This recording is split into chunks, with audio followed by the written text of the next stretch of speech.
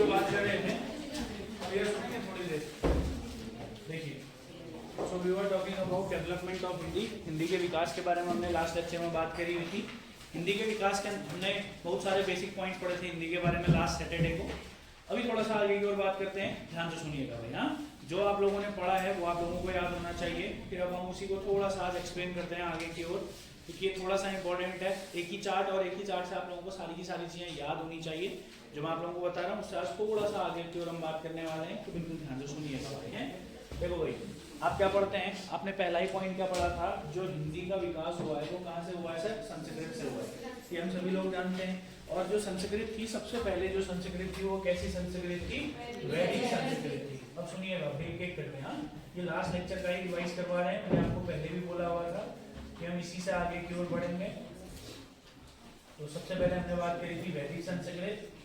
वैदिक संस्कृत के बाद इसका जो सरल रूप था वह था लौकिक संस्कृत। बताएंगे मुझे आप, वैदिक संस्कृत का सरल रूप क्या कहलाता है? लौकिक संस्कृत। लौकिक संस्कृत का सरल रूप क्या कहलाता था? पाली भाषा। और पाली के बाद जो पाली का सरल रूप था प्राकृत। प्राकृत का सरल रूप अपभ्रंश, और अपभ्रंश का सरल रूप अवहट। और हम जानते हैं कि जो अवहट थी, अवहट के बाद ही किसका विकास हुआ है? हिंदी का विकास हुआ है। यह मैंने आप लोगों को बताया था। चाहे आप इसको हिंदी लिखिए, चाहे आप इसकी जगह एक और शब्द लिख सकते हैं, प्राचीन हिंदी। क्या लिख सकते हैं? प्राचीन हिंदी। और प्राचीन हिंदी से जो विकास हुआ उसको बोलते हैं आधुनिक हिंदी। क्या बोलते हैं उसको? आधुनिक हिंदी। अब सुनिएगा, इसको बोलते हैं आधुनिक हिंदी। चलिए थोड़ा सा आगे की ओर बढ़ते हैं, थोड़ा सा देखिएगा ध्यान से, दो तीन इंपॉर्टेंट चीजें। हाँ, जो हम लोगों ने बात करी हुई थी, देखो अब सुनना भाई। हाँ, अच्छे तरीके से वो सुनते रहना, यहाँ से क्वेश्चन बनते हैं भाई। मैं फिर कह रहा हूँ, चीजों को थोड़ा सा समझो और एनालिसिस करो और याद करो। इन दोनों को कहा जाता है प्राचीन आर्य भाषाएं। आप जानते हैं, मैंने आपको लास्ट लेक्चर में बताया था कि जो संस्कृत है, संस्कृत भाषा आर्यों की देन है। संस्कृत जो भाषा थी यह आर्यों के द्वारा दी गई थी। पहला इंपॉर्टेंट चीज किसके द्वारा दी गई थी? आर्यों के द्वारा। आर्यों ने प्रारंभ में जिस भाषा का विकास किया वो कौन सी थी हमारे पास? वैदिक संस्कृत। वैदिक का सरल रूप क्या था? लौकिक संस्कृत। अब मैंने आपको बताया था, इसीलिए इन दोनों को ही कहा जाता है प्राचीन आर्य भाषाएं। इन दोनों को क्या कहा जाता है? प्राचीन आर्य भाषा। अब सुनना ध्यान से। हाँ, और उसके बाद जो पाली थी, प्राकृत थी, अपभ्रंश थी, अवहट थी, इनको कहा जाता है मध्यकालीन आर्य भाषा। इनको क्या कहा जाता है? मध्यकालीन आर्य भाषा। अब सुनिएगा, इनको कहा जाता है मध्यकालीन आर्य भाषा। उसके बाद जो हमारे पास प्राचीन हिंदी और आधुनिक हिंदी होती है, इसको क्या कहा जाता है सर? आधुनिक आर्य भाषा। ध्यान से सुनिएगा, इसको कहा जाता है आधुनिक आर्य भाषा। इससे रिलेटेड हमने दो तीन बातें करी हुई थी लास्ट लेक्चर में। हमने क्या डिस्कस किया था सर? हमने डिस्कस किया था कि जो वैदिक संस्कृत और लौकिक संस्कृत है इनको प्राचीन आर्य भाषा कहते हैं। ठीक है सर, इन दोनों में अंतर क्या होता है? वैदिक संस्कृत जिसमें वेदों की रचना हुई हो उसको वैदिक संस्कृत कहा जाता है। जिस भाषा के अंतर्गत ब्राह्मण ग्रंथों की रचना हुई हो उसे लौकिक संस्कृत कहा जाता है। इसी का सरल रूप लौकिक संस्कृत माना जाता है। अगर हम पाली भाषा के बारे में बात करेंगे तो सर यह बौद्ध धर्म की भाषा हुआ करती थी। और अगर हम प्राकृत के बारे में बात करेंगे तो यह जैन धर्म की भाषा थी। अपभ्रंश की बात करेंगे तो यह मठ और मठाधीशों की भाषा थी। अवहट के बारे में बात करेंगे तो यह संप्रदायों की भाषा थी। फिर प्राचीन हिंदी का गठन होता है, प्राचीन हिंदी का निर्माण होता है, उसके बाद आधुनिक हिंदी वर्तमान समय में। ठीक है भाई, ये हमने लास्ट लेक्चर में डिस्कस किया था। मैंने आपको एक और चीज बताई थी, फिर हमने आपको बताया था, ये ज्यादा कुछ खास इंपॉर्टेंट नहीं होता है। पाली भाषा की अगर हम लोग बात करेंगे तो सारे बौद्ध ग्रंथ पाली भाषा में। एक इंपॉर्टेंट क्वेश्चन प्राकृत से इंपॉर्टेंट क्वेश्चन क्या बनता है? ये सारी जितनी भी है ना सर, ये इनमें सबसे इंपॉर्टेंट प्राकृत भाषा थी। तो इसीलिए मैंने आपको बताया था मध्यकालीन आर्य भाषा को ही प्राकृत आर्य भाषाएं भी कहा जाता है। इसी को हम प्राकृत आर्य भाषा भी कह सकते हैं। और जब आप लोग पढ़ते हैं, मैं आपको पहले भी बता चुका हूँ, बहुत ध्यान से पूरा फोकस इधर रख के सुनिएगा। ठीक है दोस्त? हाँ, क्योंकि चीजों को समझो। अगर कोई डाउट हो तो पूछ लो भाई उसके बाद, सर ऐसा क्यों या ये क्यों आया? ठीक है, और कोशिश करो कि यही याद हो जाए कि मध्यकालीन आर्य भाषा, ये प्राकृत आर्य भाषा। यही कारण है पाली को प्रथम प्राकृत भी कहा जाता है सर। प्रथम प्राकृत जो कहा जाता है वो पाली को कहा जाता है, तो इसको कहा जाता है द्वितीय प्राकृत। ये अच्छा क्वेश्चन बनता है। खुद प्राकृत अपने आप में द्वितीय प्राकृत है। तृतीय प्राकृत जो है हमारे पास उसको बोलते हैं अपभ्रंश को तृतीय प्राकृत बोलते हैं। अवहट प्राचीन हिंदी, आधुनिक हिंदी। क्लियर है इतना आप लोगों को? अब ध्यान से सुनिएगा, आज आप लोगों को एक बात बताते हैं, ध्यान से सुनिएगा। अभी हम लोग दो चीजें क्या क्या पढ़ने वाले हैं, बहुत अच्छे तरीके से सुनिएगा। आज हम एक चीज तो पढ़ने वाले हैं, आधुनिक आर्य भाषा। इसके बारे में बात करने वाले हैं क्योंकि आपके सिलेबस में पॉइंट किया गया है। आधुनिक आर्य भाषाएं। ठीक है भाई, हम आधुनिक आर्य भाषा को तो पढ़ेंगे डिटेल में। लास्ट लेक्चर में मैं आपको ये सारा बता चुका हूँ, अगर आपको याद है तो। पाली भाषा का हमने सारी चीजें पढ़ ली थी। प्राकृत भाषा के, अच्छा, लौकिक संस्कृत को आधार मानकर हम जानते हैं किसने, पाणिनि के द्वारा किसकी रचना करी गई थी, अष्टाध्यायी की रचना करी गई थी। फिर हमने बताया था आपको प्राकृत जो भाषा थी, प्राकृत का पाणिनि किसे कहा था हमने, हेमचंद्र को कहा था। फिर अपभ्रंश के बारे में हमने बात करी हुई थी। जो अपभ्रंश है हमारे पास, अपभ्रंश से ज्यादा कोई खास क्वेश्चन नहीं बनते हैं, तो फिर भी अगर कोई खास क्वेश्चन बनेगा तो आपको यही पूछेगा। फिर मैंने आपको बोला था कि जो अवहट है, कुछ इतिहासकार, कुछ भाषा वैज्ञानिक अवहट को बोलते हैं कि ये बस 100-200 सालों तक अस्तित्व में रही थी, इसीलिए हम बोलते हैं कि हिंदी, ये देखो इन दोनों को मिला करके हिंदी कहते हैं। हाँ, प्राचीन और आधुनिक इन दोनों को मिला करके हिंदी कहते हैं। तो जो हिंदी का विकास हुआ वो अपभ्रंश से हुआ। किससे हुआ, अपभ्रंश से हुआ। ये आपको समझ में आया। जैसे मैंने बोला ना, जैसे पाली भाषा 600-700 सालों तक रही, फिर से 400-500 सालों तक प्राकृत भी रही, अपभ्रंश भी रही 200-300-300-400 सालों तक। इनका जो क्षेत्र था वो भी बड़ा था, मगर जो अवहट भाषा है बहुत ही कम समय तक अस्तित्व में रही और इसका क्षेत्र भी कम था। समझ में आया। तो अवहट से हिंदी नहीं बनी, हिंदी, ये दोनों को हिंदी बोलते हैं। इन दोनों को संयुक्त रूप से हिंदी बोला जाता है, इन दोनों को संयुक्त रूप से हिंदी बोला जाता है। जो हिंदी बनी वो अपभ्रंश से बनी है। किससे बनी है, अपभ्रंश से। अब एक इंपॉर्टेंट क्वेश्चन, ठीक है ना। अब मेन बात है, ये तो हम पढ़ेंगे ही, इसका मतलब ये जो आधुनिक आर्य भाषाएं हैं, बस मुझे एक बात बताना, मैंने बोला अवहट से हिंदी नहीं बनी, बहुत पूरा फोकस। हाँ, तो इसका मतलब क्या है, जितनी भी हमारी ये भाषाएं हैं, ध्यान से समझना, जितनी भी हमारी हिंदी के अंतर्गत भाषाएं हैं, मुझे बस एक चीज बताओ, हिंदी भाषा का मुख्यतः विकास किससे हुआ, अपभ्रंश से हुआ, अवहट से हुआ, अपभ्रंश से हुआ। कहेंगे कि नहीं कहेंगे हम। अब हमें इसी को आधार मानते हुए दो चीजों को समझना है। बहुत अच्छे तरीके से सुनिएगा। कितनी चीजों को समझना है, दो चीजों को समझना है। सुनिएगा, हम जो अभी बात करने वाले हैं, सबसे पहले आपको एक क्वेश्चन, यहाँ पर कोई पॉइंट में लिख रहा हूँ, यहाँ पर को, इस चीज को आपको याद रखना है। ठीक हो गया ना, बहुत अच्छे तरीके से। मैं एक चीज बोलता हूँ, मैं बोलता हूँ कि जो ये अपभ्रंश है, मैंने क्या बोला, जो ये क्या है हमारा अपभ्रंश है, 4 प्रकार के अपभ्रंश से। क्या बोला मैंने यहाँ पर को आपको, 4 प्रकार के अपभ्रंश से। मैंने एक चीज बोली, मैंने बोला 4 प्रकार के अपभ्रंश से। ध्यान से समझिएगा भाई, 5 उपभाषाओं का विकास हुआ। किसका विकास हुआ, 5 उपभाषाओं का। और जो ये 5 उपभाषाएं हैं, फिर इन 5 उपभाषाओं से 18 बोलियों का विकास हुआ। कितनी बोलियों का विकास हुआ, 18 बोलियों का विकास हुआ। ठीक है, मैंने क्या बोला, एक बार रिपीट कर लीजिए इस वाले पॉइंट को। मैंने बोला कि 4 जो हमारे पास क्या है, 4 प्रकार के अपभ्रंश हैं। 4 प्रकार के क्या हैं, जो अपभ्रंश हैं। 4 प्रकार के अपभ्रंश से कितने प्रकार के उपभाषाओं का विकास हुआ है, तो हाँ बताइए, 4 प्रकार के अपभ्रंश से कितनी, 4 प्रकार के अपभ्रंश से 5 उपभाषाएं और उनसे 18 बोली। समझ में आया। ये तो अलग चलेगा, इसको हम लोग बोलते हैं बोली, उपबोली। ठीक है, एक और चीज समझ लीजिए, बताइए तो क्या होता है बोली, अच्छा उपभाषा, बोली और विभाषा क्या होता है, ये बताएंगे आप लोग मुझे। बताइए। सबसे पहला हम आपसे पूछ रहे हैं, एक क्वेश्चन हम आपसे पूछ रहे हैं। हमने आपसे पूछा कि what is the major difference between बोली एंड उपभाषा। लास्ट से चलोगे, देखो इधर क्या लिखा हुआ है, बोली और उपभाषा। क्या होता है इन दोनों के बीच में अंतर, ये तो सबको पता है। बोली छोटे रूप में, बोली छोटे क्षेत्र में बोली जाती है, उपभाषा बड़े क्षेत्र में बोली जाती है। और कोई खास बताना। हाँ, याद रखना, ये इम्पोर्टेंट है। जो हमारे पास बोली होती है, बोली में कभी भी साहित्य की रचना नहीं होती है। क्या बोला मैंने आप लोगों को, बोली में कभी भी साहित्य की रचना। ध्यान से सुनना, इन दोनों, इनमें अंतर क्या होता है, ध्यान से सुनना। 4 प्रकार के अपभ्रंश से 5 उपभाषाएं और 18 किसका विकास हुआ, बोली का विकास हुआ। ठीक हो गया ना। अब मेन बात है, उपभाषा और बोली क्या होती है, तो बोली जिसमें साहित्य नहीं लिखा जाता हो, जिसमें साहित्य की रचना नहीं की जाती है, उसे क्या बोलते हैं, बोली। जिसमें साहित्य की रचना करी जाती है उसे क्या बोलते हैं हम, उपभाषा। क्लियर है। पहला इंपॉर्टेंट चीज लिटरेचर, साहित्य बोले तो लिटरेचर। एक और पॉइंट याद रखेंगे। अब जैसे हम बोलते हैं रामचरितमानस कौन से में लिखी गई है, अवधि में लिखी गई है। किस में लिखी गई है, अवधि। अब रामचरितमानस तो साहित्य है, अवधि एक बोली है, फिर भी बोली में साहित्य की रचना हुई, ऐसा क्यों हुआ। तो आपको याद रखना है, इन दोनों के बीच का एक और क्षेत्र होता है जिसे हम बोलते हैं विभाषा। जिसे हम क्या बोलते हैं, विभाषा। याद रखना है, इन दोनों के बीच की एक और कड़ी होती है जिसे बोला जाता है विभाषा। बोलो तो क्या लिखा है यहाँ पर को, विभाषा। तो विभाषा क्या होता है सर, ऐसा याद रखना है सर, विभाषा उस बोली को कहते हैं, ऐसी बोली जिसमें साहित्य की रचना हो, ऐसी बोली जिसमें साहित्य की रचना हो उसे विभाषा कहते हैं। समझ में आ रहा है ना, जो भाषा से छोटा मगर बोली से बड़ा होता है। क्लियर है भाई, समझ में आया। कोई डाउट है, कोई डाउट है तो बताइए। नहीं होना डाउट्स है तो बताओ, बढ़े आगे की ओर। चलो अब हमने क्या बोला, अवहट से विकास नहीं हुआ है सर, हम अवहट से विकास करेंगे ही नहीं। ये आप जानते हैं तृतीय प्राकृत, द्वितीय या प्रथम प्राकृत, ये हम पहले से जानते हैं, हमें स्पेस की जरूरत है, अभी के लिए हम इसको हटा रहे हैं। अपभ्रंश के कितने प्रकार बनाएंगे हम, 4 प्रकार बनाएंगे भाई। कितने प्रकार बनाएंगे बताइए, 4 प्रकार के अपभ्रंश होंगे। ध्यान से सुनिएगा, हाँ थोड़ा इंपॉर्टेंट है दोस्त, एक बार याद हो जाए, आपको याद होना चाहिए। हम अगर आपको ये याद हो गया फिर टेंशन नहीं है, अगर याद नहीं है तो टेंशन है ना। चलिए सुनिएगा, इसको अच्छे तरीके से देख लीजिए, फिर हम थोड़ा सा अच्छी चीजों के साथ आगे बढ़ रहे हैं। ये थोड़ा सा ज्यादा इंपॉर्टेंट होता है दोस्त, हाँ पेपर में अच्छे क्वेश्चंस बनाते हैं। तो इस वाले चार्ट को मैं थोड़ा सा डिटेल में खींच रहा हूँ, इस वाले बैच में स्पेशली, आप लोगों को यहीं पर से चीजों को थोड़ा सा याद रखना है ना।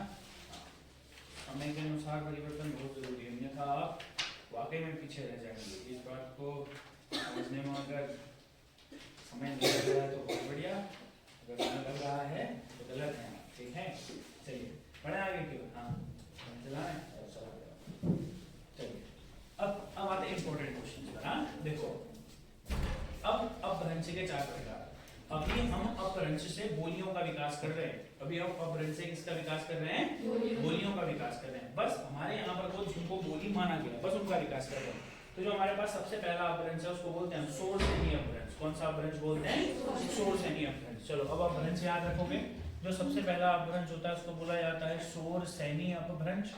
अब याद करना स्टार्ट करेंगे, शोर सैनी अपभ्रंश, शोर सैनी अपभ्रंश। शोर सैनी अपभ्रंश के बाद जो दूसरा अपभ्रंश आता है उसे क्या कहते हैं, अर्धमागधी अपभ्रंश। हाँ अर्धमागधी अपभ्रंश। और अगर हम बात करते हैं अर्धमागधी अपभ्रंश के बाद उसको कौन सा अपभ्रंश कहते हैं, मागधी अपभ्रंश। अब ध्यान से समझना। और जो हमारे पास तीसरा अपभ्रंश होता है उसे क्या बोलते हैं, या तो नागर या तो पैसाची। अब ध्यान से समझना, जो लोग इसको नागर या पैसाची अपभ्रंश बोलते हैं वो तो ठीक ही है, मगर कुछ जगहों पर को आपको इसको खश अपभ्रंश भी दिखेगा, है ना। कुछ जगहों पर को कुछ होता है इसको एक और चीज लिखते हैं, खश अपभ्रंश। 4 अपभ्रंश हो गए, 4 अपभ्रंश हमने कहे, 5 उपभाषाएं। अब है इंपॉर्टेंट, याद रखना शोर सैनी अपभ्रंश से जिस उपभाषा का विकास होगा, यहाँ पर को मैं उपभाषाएं लिख रहा हूँ, याद रखना। हाँ इससे इधर से लिख देता हूँ मैं थोड़ा सा, इससे जिस उपभाषा का विकास होगा उसे बोलते हैं पश्चिमी हिंदी। इसको कौन सी हिंदी बोलते हैं, पश्चिमी हिंदी, इसको बोलते हैं पश्चिमी हिंदी। अर्धमागधी से जिसका विकास होगा उस उपभाषा को क्या बोलते हैं, पूर्वी हिंदी बोला जाता है, पूर्वी हिंदी। और मागधी अपभ्रंश से जिसका विकास होगा उसको क्या बोला जाता है, बिहारी हिंदी। अब अगर आपने कभी इतिहास पढ़ा है तो आपको यह पता है ना कि जो मगध है वह बिहार के है, बिहार के अंतर्गत है, इसी को बिहारी हिंदी बोला जाता है। अब आपको याद रखना है ये एक ही है, नागर या पैसाची। इससे 2, क्योंकि हमें पता नहीं कितनी उपभाषाएं हैं, 5 उपभाषाएं हैं, 1 2 3 और यहाँ 2 आएंगे। कौन कौन सी हमारे पास, राजस्थानी हिंदी है, एक है हमारे पास राजस्थानी हिंदी। और राजस्थानी हिंदी के बाद ये उपभाषाएं हैं, है ना बच्चों, यह उपभाषाएं हैं, यह क्या है, उपभाषा है। इसको बोलते हैं राजस्थानी हिंदी। और दूसरे को बोलते हैं पहाड़ी हिंदी, दूसरे को क्या बोलते हैं, पहाड़ी हिंदी बोलते हैं, दूसरे को क्या बोलते हैं, पहाड़ी हिंदी। पहला इंपॉर्टेंट पॉइंट समझ में आया, हमने क्या भी कर लिया, 5 उपभाषा, 4 अपभ्रंश करे, और अगला हमने क्या करा, 5 उपभाषाएं करी। इतना समझ में आ गया आप लोगों को, कोई डाउट तो नहीं है, इतना अच्छे तरीके से देख लो भाई। एक एक चीज बोर्ड पर लिखी है, यहीं से याद होगा यार, देख लीजिए। 4 प्रकार के अपभ्रंश से 5 उपभाषा से 18 बोली। उपभाषा और बोली इन दोनों में अंतर यही होता है कि साहित्य उपभाषा में होता है, साहित्य बोली में नहीं होता है।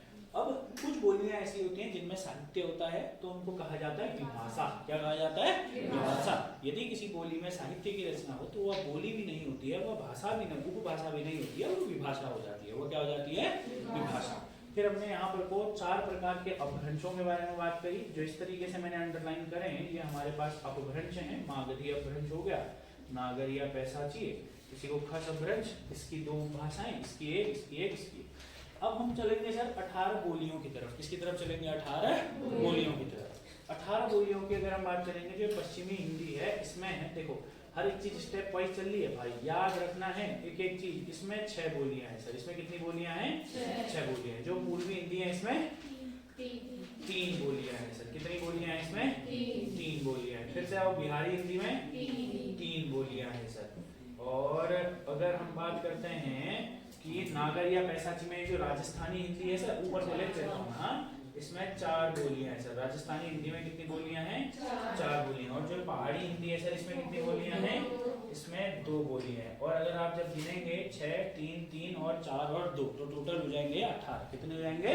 18। अब पेपर में क्वेश्चन आता है बोलियों से रिलेटेड, यानी कि ये किसकी बोली है, समझ में आया? और ये आई किसकी बोली है, तो आपको सबसे पहले बोलियों को याद करा देते हैं। ठीक है बच्चों, देखो सबसे पहले आपको यहाँ पर को याद रखना है ये जो 3। अच्छा एक बात समझो, अगर तुम भारत के नक्शे को अच्छे तरीके से जानते हो, अगर तुम भारत के नक्शे को अच्छे तरीके से जानते हो तो तुम्हें एक बात पता है, भारत के नक्शे में आपको 1-2 बातें पता होंगी। कहाँ पर को पश्चिम है, कहाँ पर को बिहार है। क्षेत्रों को समझते हैं बच्चों आप? हाँ ठीक है, अगर समझते हैं तो ठीक है, नहीं समझते तो हम समझा देंगे, कोई टेंशन नहीं है। ठीक है, सुनिए आपको हल्का हल्का सा बताते हैं। एक बात, चलो एक काम करते हैं, पूर्वी हिंदी। पूर्वी हिंदी, पूर्व मतलब क्या होता है सर? ईस्ट। पूर्व का मतलब क्या होता है? ईस्ट वाला पार्ट होता है। ये जो भारत है, अभी ये देखो, ये तो पूर्वोत्तर हो गया है ना, ये पूर्वोत्तर है। यहाँ जो 7 राज्य हैं, मगर आप जब यहाँ जाएंगे तो ये पश्चिम वाला भाग हो गया। यहाँ आएंगे तो आपको एक बात पता है, यूपी है यहाँ, यूपी के यहाँ है बिहार, बिहार के नीचे छत्तीसगढ़, झारखंड, इसके नीचे उड़ीसा, यहाँ वेस्ट बंगाल। समझ रहे हो ना मैंने क्या बोला? हल्का हल्का एक और बार ट्राई करते हैं। हाँ देखो, इसमें तो थोड़ा सा मैं ग्रुप बना देता हूँ। देखो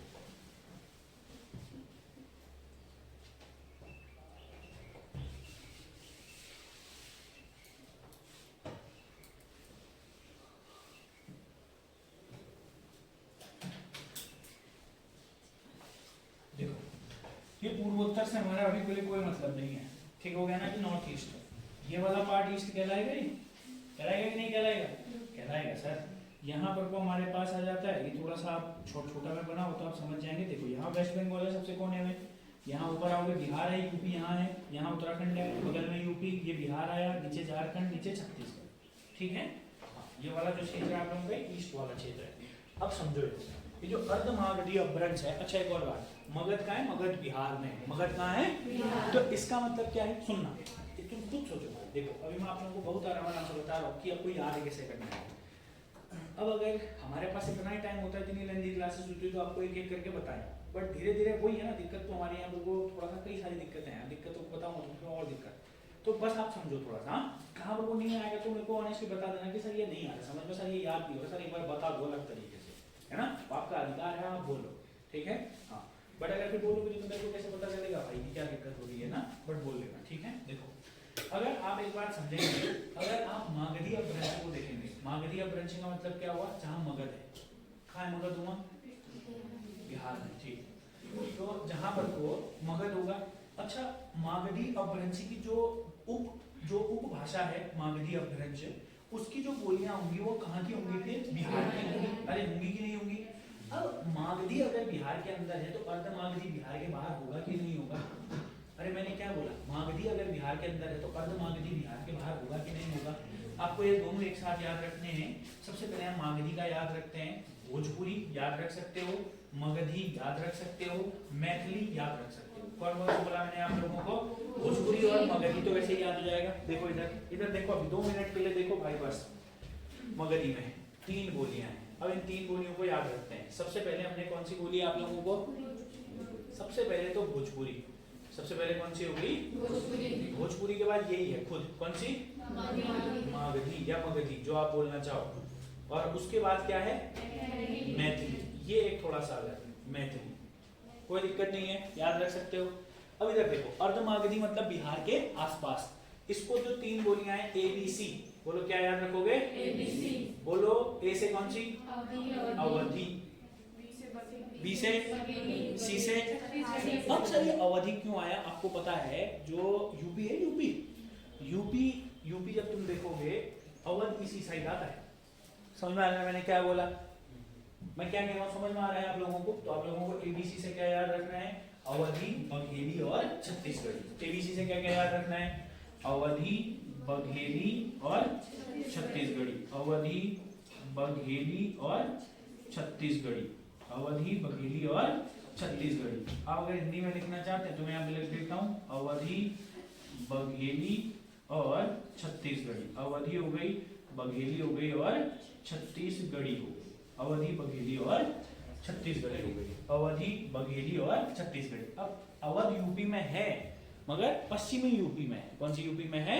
पश्चिमी यूपी में। तो आराम से याद हो सकता है एबीसी। बताओ इन दोनों में कोई दिक्कत है? अरे कोई दिक्कत है इन दोनों में? ठीक है। अब आगे यहाँ देखो, ये जो दो बोलियां हैं पहाड़ी हिंदी के अंतर्गत, तुम जानते हो हमारे यहाँ वाला बोलिए कुमाऊनी और गढ़वाली।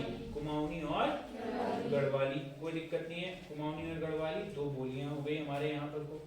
अब ये जो राजस्थानी हिंदी है, राजस्थानी हिंदी के अंतर्गत कितनी बोलियां हैं हमारे यहाँ पर को? 4 बोलियां। कितनी है? 4। अब आपको थोड़ा सा राजस्थान जाना पड़ेगा। आपको एक बात पता, जब हम ज्योग्राफी पढ़ रहे थे हमने आपको मेवाड़ का पठार भी पढ़ाया था, याद है आप लोगों को? जिसको नहीं पढ़ाया था, जिसको याद नहीं है कोई दिक्कत नहीं, मगर हमने पढ़ाया था आपको कौन सा पठार? मेवाड़ का पठार। तो आपको याद रखना है मेवाती। कौन सी बोला मैंने आपको? मेवाती। फिर हमने पढ़ा था मालवा का पठार, तो आपको याद रखना है कौन सी? मालवी। अच्छा, मारवाड़ी तुम जानते हो कहाँ के होते हैं? गुजरात और राजस्थान। तो अगली कौन सी हो गई? मारवाड़ी। और अगला हो गई जयपुरी। कौन सी हो गई? जयपुरी। 3 एम है, याद रखना, मारवाड़ी, मेवाती, मालवी। और कौन सी बोला मैंने आपको? ध्यान से सुनना है, ये 4 में से 3 एम है। सबसे पहले कौन सा है?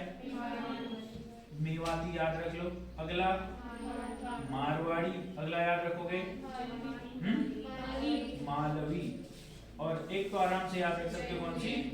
जयपुरी। जयपुर राजस्थान के अंतर्गत है, जयपुरी। बताओ इतने में समझ में आया? कोई डाउट तो नहीं है? अब हमारे पास बस एक ही बच जाता है 6 बोलियों वाला, जो कौन सी है हमारे पास? पश्चिमी हिंदी। और ये पश्चिमी हिंदी मेनली यूपी, मेनली क्या बोला मैंने आपको? यूपी। यूपी को पकड़ो, बस खत्म करो। अब यूपी के अंतर्गत सबसे इंपॉर्टेंट खड़ी बोली। कौन सी हो गई? खड़ी बोली। खड़ी बोली के बाद आपको याद रखना है ब्रज भाषा। कौन सा याद रखना है? बस याद रखना है भाई, ब्रज मथुरा वाले क्षेत्र में बोली जाती है। ब्रज कहाँ है? हमारे यूपी में है। खड़ी बोली मेरठ में सबसे ज्यादा बोली जाती है। कहाँ है हमारे पास? किसने कहा था खड़ी बोली का आविष्कार? अमीर खुसरो। Very good. पढ़ा था आप लोगों को मेडिवल हिस्ट्री के अंतर्गत, याद हो तो बहुत बढ़िया, नहीं है तो कुछ नहीं कर सकते। आपको याद रखना है सबसे पहले खड़ी बोली, पहला इंपॉर्टेंट ब्रज भाषा, दूसरा इंपॉर्टेंट कन्नौजी, तीसरा इंपॉर्टेंट। ये 3 याद हो गए भाई। यूपी के अंदर ही है ना ये तीनों। ब्रज यूपी में, खड़ी बोली वही बोली जाती है और कन्नौज भी वहीं था, जो सुब्रमण्य वहीं का जो राजा था गधो। ठीक है, ये 3 याद हो गए। उसके बाद 2 और याद रखोगे, बुंदेली। कौन सी याद रखोगे? बुंदेलखंड का पठार याद करो। यूपी के दक्षिण वाला भाग और एमपी के उत्तर वाला भाग, तो बुंदेली भी यही। उसके बाद एक और यूपी के जस्ट बगल में आता है हरियाणा, तो कौन सी हो गई? हरियाणवी। कौन सी हो गई? हरियाणवी। चलो अब लिखते हैं, याद रखना भाई। ठीक है, देखो ये जो 6 बोलियां हैं बस सुनते जाओ भाई। अगर दिखता नहीं है, कोई दिक्कत हो रही है, मैं से बोलो डायरेक्ट, समझ में आ रहा है ना? बट पेपर निकालने के लिए थोड़ा सा दिमाग को मतलब कंट्रोल पे रखो भाई, है ना? देखो आपको मैं क्या अपने रोज क्या बोलता हूँ, मेरे जो रोज तुम मेरे मुझसे 100 बार एक ही बात सुनते होगे ना, तुम तो कहते हो मास्टर कैसा इतनी हमको नहीं पड़ी है जितनी इसको पड़ी है हमारे पेपर की, है ना? तुम इस बात को तब समझोगे जब कभी तुम्हारे ऊपर रिस्पॉन्सिबिलिटीज आएंगी। समझ आ रहा है? अभी नहीं है, ठीक है, नहीं है अभी, बढ़िया बात है। देखिए 6 बोलियों की अगर हम बात करते हैं, सबसे पहले हमने कौन सी बोली? वहाँ खड़ी बोली। सुनना ध्यान से, खड़ी बोली। खड़ी बोली के बाद ब्रज भाषा, ब्रज भाषा के बाद कन्नौजी, कन्नौजी। अगला बताओ बुंदेली, बुंदेलखंड यही आता, मैंने बताया बुंदेली। बुंदेली के बाद बताओ 1 2 3 4 हो गए, आगे लिखते हैं यहाँ हरियाणवी। कितने हो गए? 5 हो गए। अब सुनो इधर ध्यान से, हमने यहाँ 6 लिखा है ना सर, इसमें जो छठी होती है वो होती है दक्षिणी हिंदी। कौन सी होती है? दक्षिणी हिंदी। अब ये जो दक्षिणी हिंदी है इसको बोलते हैं साउथ हिंदी, दक्षिणी हिंदी इसको बोला जाता है। मगर कुछ लोग इसको 5 ही बोलते हैं, कुछ किताबों में आप इसको 5 ही देखेंगे तो वो लोग क्या करते हैं, दक्षिणी हिंदी को यहाँ नहीं रखते हैं, दक्षिणी हिंदी को रखते ही नहीं है, ठीक है ना? बोलते दक्षिण में बोली कहाँ जाती है, बोले, है ना? तो दक्षिणी हिंदी को नहीं रखते हैं। तो सर अगर यहाँ 5 हो जाएंगे तो फिर तो 17 हो जाएंगे, नहीं। फिर यहाँ एक और ऐड हो जाता है नेपाली, फिर यहाँ 3 हो जाते हैं, कितने हो जाते हैं यहाँ? नेपाली। तो प्लस माइनस का सिस्टम भी समझ में आया। अगर प्लस होता है तो पहाड़ी हिंदी में होता है, माइनस होता है तो ऊपर पश्चिमी हिंदी में होता है। कोई डाउट तो नहीं है? समझ में आ गया आप लोगों को? कर लोगे भाई, तरह पेपर में आएगा तो। अब इन बोलियों की कुछ बहुत स्पेसिफिकेशन होते हैं, कहाँ बोली जाती है, कैसे कैसे होता है, समझ। चलो बताओ, सर्वाधिक बोली जाने वाली याद रखना है। भारत के अंतर्गत जो बोली सबसे ज्यादा बोली जाती है वो कौन सी है हमारे पास? भोजपुरी। भारत में सर्वाधिक बोली जाने वाली बोलियों में से कौन सी है? भोजपुरी। अच्छा एक और इम्पोर्टेंट क्वेश्चन है, ये से खड़ी बोली। अगर आपसे पूछेगा हिंदी का मानक रूप, यानी कि आपसे पूछेगा जो आज हम हिंदी पढ़ते हैं ना, हिंदी का जो मानक रूप है, स्टैंडर्ड फॉर्म है, वो किससे डेवलप हुआ है? तो आपको मेनली याद रखना है, जैसे इन्हीं ये तो है हिंदी, सब ये हिंदी के अंदर ही तो आ रहा है, मगर याद रखना है हिंदी का मानक रूप कहाँ से विकसित हुआ है? खड़ी बोली से। हिंदी का मानक रूप कहाँ से विकसित हुआ है? खड़ी बोली से। इसको थोड़ा सा दिमाग में रखिएगा। हिंदी का जो मानक रूप है, हिंदी का जो स्टैंडर्ड फॉर्म है, वो कहाँ से डेवलप हुआ है सर? खड़ी बोली से डेवलप हुआ है। सेम अगेन, कहाँ से डेवलप हुआ है? खड़ी बोली से हुआ है। अच्छा, अगर आपसे कभी पूछा जाएगा सबसे कम बघेली, सबसे कम कौन सी बोली जाती है? बघेली। यहाँ है कौन सी वाली के अंतर्गत? हमारे अर्धमागधी के अंतर्गत पूर्वी हिंदी सबसे कम, मिनिमम जो बोली जाती है वह बघेली है सर। मिनिमम वाली कौन सी है? बघेली। चलो, इतना समझ में आया? कौन सी बोली सर्वाधिक, कौन सी बोली न्यूनतम और कौन सी बोली सर्वाधिक न्यूनतम, ये तो ठीक ही है सर। एक और चीज हमने डिस्कस करी इसके अंतर्गत, मानक रूप हमें कहाँ से मिला है? तो आप बोलेंगे खड़ी बोली से मिला है। कहाँ से मिला है? खड़ी बोली से। चलो अब समझो इधर। अब एक बहुत ही इंपॉर्टेंट टॉपिक हम लोग कर रहे हैं इसी के अंतर्गत, इसी चार्ट के अंतर्गत, जिसे हम लोग बोलते हैं सर आधुनिक कार्य भाषा। जिसे हम लोग क्या बोलते हैं? आधुनिक कार्य भाषा। चलो अब सुनना ध्यान से, देखो अगर हम बात करते हैं आधुनिक आर्य भाषा, बहुत अच्छे तरीके से समझना, ठीक है? आधुनिक आर्य भाषा की अगर हम बात करेंगे तो बिल्कुल ध्यान सुनना। इस वाले को मिटा लो थोड़ा सा, आधुनिक आर्य भाषा को समझते हैं। मिटाने वाला है यहाँ पे,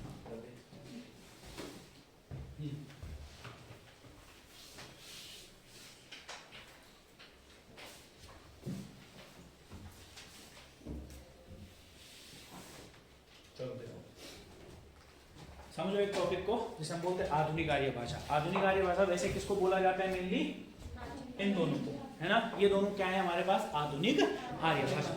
आर्य भाषा पता है दिमाग में क्या होता है? आधुनिक आर्य भाषा में पता है क्या होता है? बताओ, कोई डाउट है? कितने में? इसको अच्छे तरीके से 1 मिनट के लिए देखो। अगर किसी को कोई भी डाउट नजर आता है तो पूछो, बस 1 मिनट का टाइम है आप लोगों के पास। कोई भी डाउट नजर आता है पूछ लेना, हाँ फटाफट से देखो। चलो नहीं है डाउट? अब समझो फिर इसको। अब समझो आधुनिक हिंदी, है ना? अब आधुनिक हिंदी को समझते हैं। आधुनिक हिंदी क्या है? आपके सिलेबस में क्योंकि एग्जैक्ट लिखा हुआ है, आधुनिक हिंदी से क्वेश्चन आएगा, ठीक है? ध्यान से समझिएगा जो हम आपको बताते हैं, थोड़ा बढ़िया क्वेश्चन बनेगा। अच्छे पेपर के लिए, एसआई और पटवारी के लिए यहाँ से डिटेल क्वेश्चन बन सकता है दोस्त, है ना? भले सिंपल क्वेश्चन आपके पेपर में आ सकता है, कांस्टेबल के पेपर में, मगर अच्छा क्वेश्चन बनेगा भाई अच्छे पेपरों में। तो सुनिए, अगर हम आधुनिक आर्य भाषाओं को मानेंगे, ध्यान से सुनना जो मैंने आपको बताया, जैसे ना जो आर्य भाषा है, जैसे ना, चलो एक बात समझते हैं, ये आर्य भाषा को थोड़ा सा समझ लेते हैं। आधुनिक आर्य भाषाओं का पहले वर्गीकरण समझते हैं। देखो बहुत अच्छे तरीके से समझना, जैसे एक आर्य भाषा है, वैसे ही करके पुरानी भाषा भी होती है। कौन सी भाषा भी होती है? पुरानी भाषा।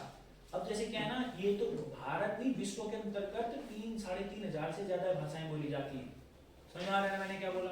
और उनको 13 भाषा परिवारों में बांटा गया है। कितने भाषा परिवार हैं? 13 में से कितने भाषा परिवार हमारे यहाँ बोले जाते हैं? 4। अब जैसे जो हमारे यहाँ जो सबसे पहला हमारा भाषा परिवार था वो कौन सा था? इंडो। कौन सा था सबसे पहला? इंडो कौन सा? हाँ, इंडो यूरोपियन भी बोलते उसको इंग्लिश में, जैसे हम लोग क्या बोल सकते हैं? भारतीय भाषा परिवार। तो आर्य भाषा किसकी भाषा थी? भारतीय भाषा परिवार की थी। ऐसी एक और भाषा होती है जिसे हम लोग बोलते हैं तुरानी भाषा। समझना ना कौन सी भाषा होती है? तुरानी भाषा। बस आपको एग्जांपल दे रहे, जैसे तुरानी भाषा में आप दक्षिण भारत की जितनी भी भाषाएं हैं ना, तेलुगु, मलयालम हो गई, कन्नड़ हो गई, ये सब पुरानी भाषाएं। जापानी और चीनी इसी में आती है। कौन सी भाषा में आती है? जापानीज और चाइनीज तुरानी भाषा में आती है। कौन सी भाषा में आती है? तुरानी। मतलब ईरानी तुरानी से हमें कुछ नहीं लेना देना है। अब सुनना मेरी बात को बहुत ध्यान से। देखो जो हमारे पास आधुनिक आर्य भाषाएं हैं, हम आधुनिक आर्य भाषाओं का वर्गीकरण, ये आधुनिक आर्य भाषाएं मैं यहाँ हेडिंग डालता हूँ, आधुनिक आर्य भाषाएं, आधुनिक आर्य भाषाएं, आधुनिक आर्य भाषाएं, आधुनिक आर्य भाषाएं। आधुनिक आर्य भाषाओं का जो वर्गीकरण है वो 2 भागों में है। बोलो तो कितने भागों में? आधुनिक आर्य भाषाओं का वर्गीकरण 2 भागों में। आधुनिक आर्य भाषाओं का जो वर्गीकरण है वो 2 भागों में। जो पहला भाग है आधुनिक आर्य भाषाओं का वर्गीकरण 2 भागों में है। जो हमारे पास सबसे पहला भाग होता है वो है हमारे पास डॉक्टर A.F.R. हॉर्डले के अनुसार, एक साइंटिस्ट हैं जिन्होंने 1880 में हॉर्डले महोदय द्वारा सबसे पहले आधुनिक आर्य भाषाओं का वर्गीकरण दिया। क्लियर हो गया? किसके आधार पर बोला मैंने आप लोगों को? हॉर्डले महोदय हैं। तो हॉर्डले महोदय ने 1880 में, बोलो कौन से वर्ष में? 1880 में। हॉर्डले नाम के एक साइंटिस्ट हैं, या बोल सकते हैं भाषा वैज्ञानिक हैं। इन्होंने सबसे पहले आधुनिक हिंदी को बांटा, और आपको याद रखना है इन्होंने आधुनिक हिंदी को बांटा 4 भागों में। अब सुनना बच्चों, हाँ, इन्होंने आधुनिक हिंदी को कितने भागों में बांटा? 4 भागों में बांटा। और फिर दूसरा बांटा गया है आधुनिक हिंदी को अपभ्रंश के आधार पर। अब देखो फिर से आ गया अपभ्रंश, अरे आया कि नहीं आया अपभ्रंश? फिर से तुम जानते हो ना हिंदी आई कहां से है? अपभ्रंश से आई। तो एक तो हो गया, इन्होंने बोला है आधुनिक आर्य भाषाएं, और सामने 4 भागों में बांटा, तभी मैं बताऊंगा कौन कौन सी है। दूसरा बांटा गया है अपभ्रंश के आधार पर। किसके आधार पर बांटा गया? अपभ्रंश के आधार पर। फिर बोलो किसके आधार पर बांटा गया?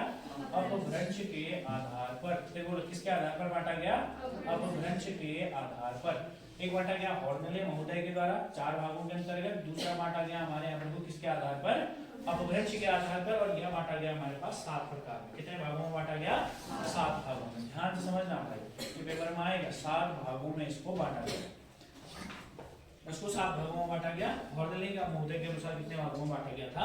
4 भागों में। देखो सबसे पहले जो हॉर्नले महोदय थे, इन्होंने इसको 4 भागों में इसलिए बांटा दिशाओं के अनुसार, पूर्व, पश्चिम, उत्तर, दक्षिण। मगर इन्होंने इसके नाम के आगे एक लगाया शब्द लगाया गॉडियन। अब मेरी बात को बहुत ध्यान से सुनना, पेन ना चला ये बेहतर है और क्या की इच्छा। 4 भागों के अंतर्गत जो बांटा, पहला, दूसरा, तीसरा और चौथा। यानी कि पहला, दूसरा, तीसरा और चौथा। पहले वाले को बोलते हैं पूर्वी गॉडियन। अच्छा, गॉडियन मतलब होता है क्षेत्र। गॉडियन मतलब क्या होता है? एक क्षेत्र। गॉडियन का मतलब होता है एरिया। तो सबसे पहला जो रखा है इसने, वो बांटा इसने 4 भागों में। पहला जो भाग था वो था पूर्वी गॉडियन। सुनना, पहला भाग जो था उसको बोलते हैं पूर्वी गॉडियन। पहले वाले को भाग को क्या बोलते हैं हम लोग? पूर्वी गॉडियन। दूसरे वाले को बोलते हैं पश्चिमी गॉडियन। दूसरे वाले भाग को क्या बोलते हैं? पश्चिमी गॉडियन। पश्चिमी गॉडियन। दूसरे वाले भाग को क्या बोलते हैं? पश्चिमी गॉडियन। उसके बाद जो तीसरा वाला भाग होता है उसको बोलते हैं उत्तरी गॉडियन। कौन सा गॉडियन बोलते हैं? उत्तरी गॉडियन। और जो चौथा भाग होता है उसको कौन सा गॉडियन बोलेंगे? दक्षिणी गॉडियन। दक्षिणी गॉडियन। गॉडियन का मतलब क्या होता है बताया मैंने आपको? एक क्षेत्र होता है, एक रीजन होता है। गॉडियन का मतलब क्या होता है? एक क्षेत्र होता है। अब आपको यहाँ पर से देखना कितना डिटेल क्वेश्चन जा सकता है। ये पहले बताओ, ये समझ में आया? अब देखो डिटेल की क्या हो सकता है। देखो इन्होंने क्या है ना, जो पूर्वी गॉडियन के अंतर्गत सबसे पहले इन्होंने रखा पूर्वी हिंदी को। पूर्वी गॉडियन के अंतर्गत इन्होंने किसको रखा? पहले पूर्वी हिंदी को। अब जरा मुझे एक बात बताओ, पूर्वी हिंदी के अंतर्गत कितनी बोलियां हैं? देखो 3। तो अगर कभी पूछ लिया कि भाई बताइए, ध्यान से सुनना, अगर मैं एग्जामिनर होता मैं जरूर पूछता बघेली, बघेली किस आधुनिक आर्य भाषा का हिस्सा है? क्या आंसर हो जाएगा? पूर्वी। वैसे तो तुम तुक्का भी लगा लोगे क्योंकि ये पूर्वी क्या है हमारे पास? पूर्वी हिंदी है। तुक्का लगा सकते, इसीलिए मैंने ये पहले बताया आप लोगों को। समझ में आ रहा है? तुक्का भी लगा सकते, मगर दिक्कत होगी, कई अन्य प्रश्नों में दिक्कत होगी। समझ में आया मैंने क्या बोला? यही है, ये बोलियां हैं, वो पूरी तरीके से वो बोलते हैं कि ये आर्य भाषा है। समझ में आ रहा है? आधुनिक आर्य भाषा है। अब समझना, पूर्वी हिंदी, पूर्वी हिंदी के बाद बस आपको पूर्व में ही रहना है। इसीलिए मैंने पहले मैप बना के बता दिया था। पूर्व में ही 3 चीजें याद रखनी है। एक बंगाल याद ही है तुम्हें पूर्व में, उड़ीसा याद ही है तुम्हें, आसाम याद ही है। तो याद रख लो बांग्ला, असमी, उड़िया। कौन सी बोली मैंने? वेरी गुड, बांग्ला, असमी, उड़िया। अब देखो, अब आता है बढ़िया क्वेश्चन, ध्यान से सुनना। इसको फिर करेंगे, इसको फिर अलग से करेंगे, इसको पूरा मिटा के फिर इसको करेंगे। अब सुनो, ध्यान से सुनना, एक ही बात सुनना अच्छे से। हम अगर पूर्वी हिंदी के बारे में बात करते हैं तो बस अपभ्रंश के आधार पर पूर्वी हिंदी की बस 3 बोलियां थी। पूर्वी हिंदी की बस 3 क्या थी? बोलियां थी। मगर पूर्वी हिंदी को ही एक क्या मानते हैं? पूर्वी गॉडियन के अंतर्गत हॉर्नले साहब भाषा मानते हैं। समझ में आया मैंने क्या बोला? बोली एक सीमित रूप है। भारत में जब बोलियों का निर्धारण किया गया था, चाहे बहुत सारे भाषा वैज्ञानिक हैं, उनके बारे में अभी हम बात नहीं कर रहे हैं, तो बोलियां 18 ही निर्धारित करी गई। मगर और भी तो बोली जाती है ना लैंग्वेजेस, तो उनको किस में रखा जाए? तो उनको बोला गया आधुनिक आर्य भाषा। समझ में आया? जैसे उड़िया एक बोली है, उड़िया कहीं लिखा हमने यहाँ? बोली है 18 बोलियों में? नहीं। मगर उड़िया भी तो आर्य भाषा है ना, हिंदी से तो जन्मी है उड़िया भी। तो वो कैसी भाषा है? आधुनिक आर्य भाषा। आया समझ में क्या बोला मैंने? कोई डाउट तो नहीं है? मतलब क्या है, आप तो लोग है ना सर, हमारे यहाँ तो विविध प्रकार की भाषाएं, बोलियां बोली जाती हैं पूरे भारत में। विविध कल्चर के लोग रहते हैं कि नहीं रहते हैं? तो मुझे बस एक बात बताओ, जो विविध कल्चर के लोग रहते हैं तो हमारे यहाँ पर को 18 बोलियां हैं, औरों का क्या? और कहाँ गए? तो उन सबको बोलते हैं आधुनिक आर्य भाषा। मेन जितनी भी होती है उनको क्या बोलते हैं? और उन्हीं आधुनिक आर्य भाषा से पेपर में क्वेश्चन आता है। चलो अब बात करते हैं अगला, पूर्वी गॉडियन के बाद दूसरा है हमारे पास पश्चिमी गॉडियन। पश्चिमी गॉडियन में आपको कुछ ज्यादा खास याद नहीं रखना है। एक तो कौन सा हो जाएगा हमारे पास? पश्चिमी हिंदी। पश्चिमी गॉडियन के अंतर्गत क्या हो जाएगा? पश्चिमी हिंदी। पश्चिमी गॉडियन के अंतर्गत क्या हो जाएगा हमारे पास? पहला तो पश्चिमी हिंदी, पहला हो जाएगा हमारे पास पश्चिमी हिंदी, कोई दिक्कत नहीं है। पश्चिमी गौड़ियन के अंतर्गत पश्चिमी हिंदी आप लोगों को पहले से पता है। अब 2-3 और याद रख लो इसी के साथ। पश्चिम में कौन कौन सा? पंजाब बोलेगा तो कर लोगे, गुजरात बोलेगा तो कर लोगे। अरे पश्चिम में ही तो है ना, पंजाब भी यही है, गुजरात भी यही है, सिंध भी यही है, भले कहाँ पड़ता है? पाकिस्तान में पड़ता है। तो आपको याद रखना है कौन कौन सी हो गई? राजस्थान भी यहीं पड़ता है, राजस्थान भी यहीं पड़ता है ना। हाँ, तो आपको याद रखना है राजस्थानी, गुजराती, सिंधी और पंजाबी, बस कोई दिक्कत नहीं है, बहुत ईजी है। गौड़ियन के हिसाब से तो बहुत ईजी है, बस इन्हें क्षेत्रों में बांट दिया है ना। और मेरे महोदय ने क्या कर दिया है? क्षेत्रों में बांट दिया है। पूर्व के क्षेत्र में पूर्वी तरीके की भाषाएं, बस इसको याद रखना है। पश्चिमी हिंदी को बस थोड़ा सा दिमाग में रखना है ना। पश्चिमी हिंदी वो वाला जो बोलियां आती जिसके अंतर्गत ये तो उपभाषा है। अरे पश्चिमी हिंदी उपभाषा है कि नहीं है सर? है ना? तो हाँ बोलो सर। पश्चिमी हिंदी के अलावा कौन कौन से हैं यहाँ पर तो बताओ। पहला राजस्थानी ले लो, दूसरा गुजराती ले लो, तीसरा पंजाबी ले लो, फिर सिंधी ले लो। कौन सी ले लो? सिंधी। सिंध वाला प्रदेश यहीं को पड़ता है, सिंधी। हो गई ये भी हमारे पास पश्चिमी गौड़ियन भी क्लियर हो गया। अब देखो उत्तरी गौड़ियन, यानी कि टोटल नॉर्थ, पश्चिम भी हो गया, पूर्व भी हो गया, टोटल नॉर्थ। इसमें ज्यादा कोई खास बात नहीं है, गढ़वाली, नेपाली और पहाड़ी।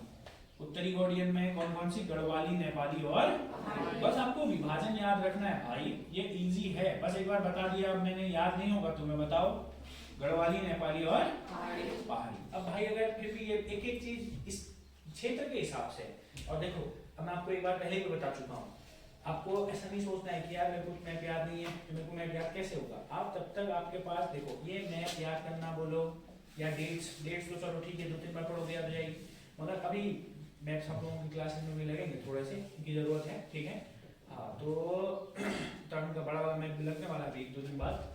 सुनो, घर पे या तो क्या काम करो जहाँ पर आप पढ़ते हो, ठीक है ना, वहां पर को मैप छोटा सा चिपका लो भाई। बाजार जाओ एक दिन तीनों मैप लेकर आओ, 10-10 रुपए के तो आ जाते हो भाई। 10 रुपए का इंडिया जाओ, 10 रुपए का वर्ल्ड ले आओ, 10 रुपए का उत्तराखंड ले आओ। वर्ल्ड का नहीं लाओगे चलेगा, मैं फिर भी ठीक है। उत्तराखंड और मैप रोज देखो, कई लोग तो घर में भी होंगे मैप, मगर आदमी कहीं और ही रहता होगा, मैप कहीं और ही होंगे, ऐसा भी होता है ना। हाँ, ये इस कमरे से उस आदमी का कोई लेना देना नहीं, मैं लगा मेहमान आएगा पढ़ता करो माँ बेटा, है ना, बेटी भी बोला पढ़ते बोल यहाँ। हाँ इधर भी जाने, हमको पता नहीं कैसा पढ़ते हो तुम। चलो दक्षिणी गौड़ियन, ये अच्छा क्वेश्चन है।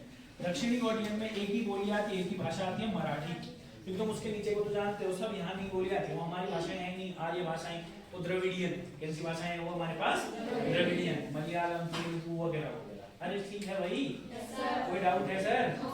अगर कोई डाउट है तो बताइए। अब आते हैं अगले क्वेश्चन के साथ।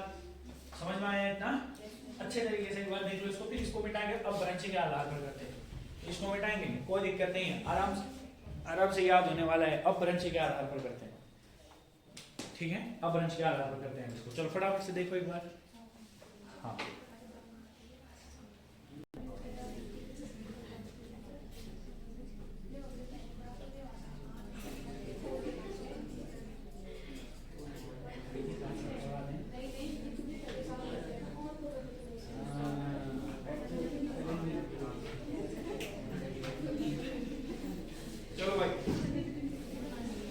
बढ़ता आगे की ओर। अब हम बात करते हैं अपभ्रंश के आधार पर। किसके आधार पर करते हैं? अपभ्रंश के आधार पर। चलिए भाई, अब हम लोग अपभ्रंश के आधार पर करते हैं, तो ध्यान से समझिएगा। अपभ्रंश के आधार पर कितने भागों में बटा है? 7 भागों में बटा है। चलो इसको समझते हैं थोड़ा सा। ठीक है, ये इजी था। अपभ्रंश के आधार पर थोड़ा सा समझना पड़ेगा। 7 भागों में देखो भाई, जो सबसे पहला है, अब सुनना है यहाँ पर से भी, तो जो सबसे पहला यहाँ पर कोई बात नहीं, वो है शोर सैनी अपभ्रंश। कौन सा है हमारे पास? शोर सैनी अपभ्रंश। वही सारी चीजें मगर थोड़ा सा बदलाव होगा। पहला है हमारे पास शोर सैनी अपभ्रंश। पहला है हमारे पास कौन सा? शोर सैनी अपभ्रंश। पहला है हमारे पास शोर सैनी अपभ्रंश। अगर हम शोर सैनी अपभ्रंश के बारे में बात करेंगे तो आप जानते हैं पश्चिमी हिंदी तो इसके अंदर आती है कि नहीं आती है? हाँ। अच्छा, शोर सैनी का मतलब ये होता है उत्तरी क्षेत्र। शोर सैनी का मतलब भी क्या होता है? उत्तरी क्षेत्र। अब थोड़ा सा याद करना है, क्वेश्चन यहाँ पर से भी आता है, याद रखना। क्वेश्चन यहाँ से भी आएगा तो बहुत ध्यान से इसको समझना है। शोर सैनी अपभ्रंश के अंदर सबसे पहले आती है पश्चिमी हिंदी। कौन सी आती है? पश्चिमी हिंदी। अब सुनते जाना, शोर सैनी अपभ्रंश के अंतर्गत सबसे पहले आती है पश्चिमी हिंदी।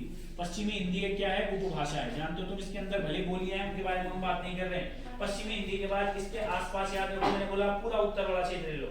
बोलो राजस्थानी, बोलो कौन सी, राजस्थानी के बाद बोलो गुजराती, कौन सी हो गई, गुजराती।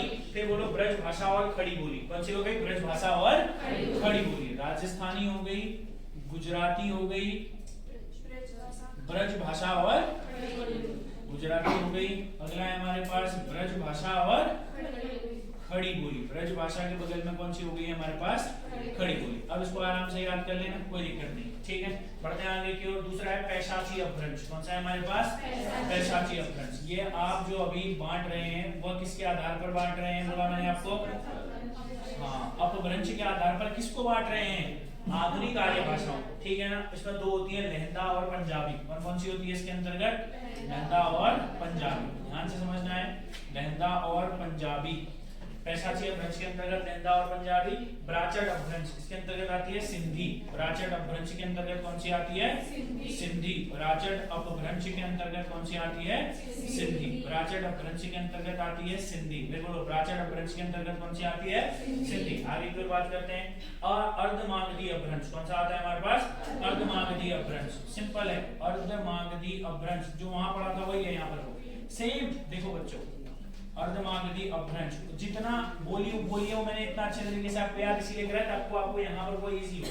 अर्धमागधी अपभ्रंश के अंतर्गत वही है भाई, पूर्वी हिंदी को भी लिखो, एबीसी भी लिखो, खत्म हो गई कहानी। पूर्वी हिंदी है, अवधी है, बघेली है और छत्तीसगढ़ी है। अर्धमागधी के अंतर्गत कौन कौन सी है, पहली कौन सी आएगी, पूर्वी हिंदी आएगी। फिर एबीसी कौन कौन सा है, अवधी, बघेली और छत्तीसगढ़ी। अवधी, बघेली और छत्तीसगढ़ी, ठीक है भाई। ये कौन सी हो गए हमारे पास, अर्धमागधी अपभ्रंश। कौन सा हो गया, अर्धमागधी अपभ्रंश। उसके बाद आप लोगों को याद रखना है खश प्राकृत या खश प्राकृत भी बोलते हैं इसको, मेनली खश अपभ्रंश भी आप लोग याद रख सकते हैं इसी को। अच्छा, उससे पहले अर्धमागधी के साथ कौन सा भी याद रख लो, मागधी अपभ्रंश। कौन सा भी याद रख लो, मागधी अपभ्रंश। मागधी अपभ्रंश में भी सेम चीजें जो पढ़ा था वहां पर को लगभग सेम है, बताएंगे वहां कौन कौन सा था मागधी अपभ्रंश में। हाँ, मागधी अपभ्रंश में वहां पर को था आप लोगों का कौन कौन सा, मैं इसी में आगे को लिख दे रहा हूं डैश करके। वहां पर को हमारे पास कौन सा था सर, बिहारी हिंदी। और कौन कौन सी थी, बिहारी हिंदी के अंतर्गत तो बिहारी वाली थी, मगर यहाँ पर को उसके बगल की तीन जोड़ लो, बंगाली, उड़िया, असमिया। कौन कौन सी जोड़ लो, बंगाली, उड़िया और असमिया। यहाँ पर को एक है बिहारी हिंदी, एक है हमारे पास बंगाली, उड़िया और असमिया। यहाँ पर को लिख लो बंगाली, उड़िया और असमिया। बंगाली, उड़िया और असमिया। बंगाली, उड़िया और असमिया। चलो बताओ, मागधी अपभ्रंश भी समझ में आ गया। अब हमारे पास बस दो हैं, खस और महाराष्ट्रीय अपभ्रंश। कौन कौन सा है, खस और महाराष्ट्रीय अपभ्रंश। 6 और 7, खस और महाराष्ट्रीय अपभ्रंश। खस अपभ्रंश और महाराष्ट्रीय अपभ्रंश। और तुम आराम से जानते हो खस के अंतर्गत 3 है, पहाड़ी, गढ़वाली और नेपाली। पहाड़ी, गढ़वाली और नेपाली। और महाराष्ट्र के अंतर्गत एक ही है मराठी। कौन सी है, मराठी। बस इतना ही तो था। यह है आपका पूरा बोली, उपबोली, उपबोली नहीं, बोली, उपभाषा, भाषा, विभाषा, आधुनिक आर्य भाषा। क्लियर है भाई। और हिंदी का विकास देख लीजिए, कोई डाउट्स हैं तो आप पूछ लीजिए, बट ये इंपॉर्टेंट है परीक्षा की दृष्टि से, ठीक है।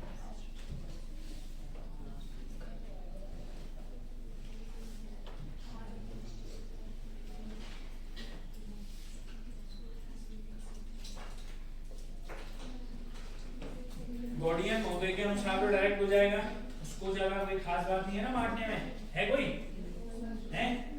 गॉडियन महोदय के अनुसार तो हो जा रहा होगा। हाँ, वो हो गया, पूर्व, पश्चिम, उत्तर, दक्षिण में बांट दिया। अब घर पे एक बार आपको प्रैक्टिस करनी पड़ेगी, पहले इसको देखो, फिर एक बार बिना देखे देखो। अभी नहीं कहूंगा कि तुम बिना देखे लिख, है ना। टाइम की कमी है वैसे भी, नहीं तो क्या भी देते, कोई दिक्कत नहीं है ना। फिलहाल के लिए हम आगे बढ़ेंगे, पर एक बार इसको अच्छे तरीके से देख लीजिए भाई, क्या पता कह भी सकते हैं लिखने को, फटाफट से देख लीजिए एक बार। चलो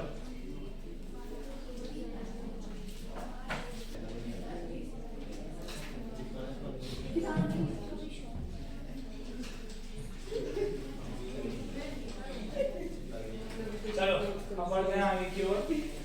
अब एक और टॉपिक हम लोग यहीं पर को डिस्कस कर लेते हैं, भारतीय संविधान के अंतर्गत हिंदी और हिंदी सम्मेलन, ठीक है। ये दो इंपॉर्टेंट टॉपिक्स भी हैं। चलो जरा सुनो ध्यान से, ठीक है। देखो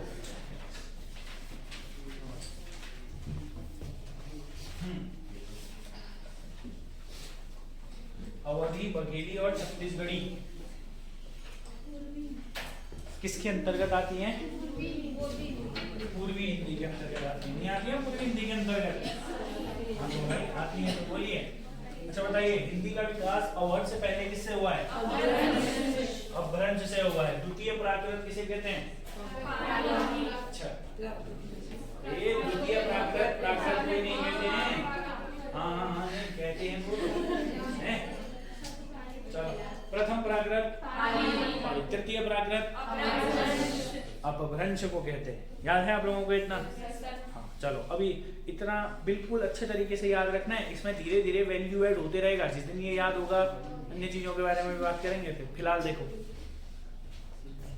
अब भारतीय संविधान में हिंदी, भारतीय संविधान में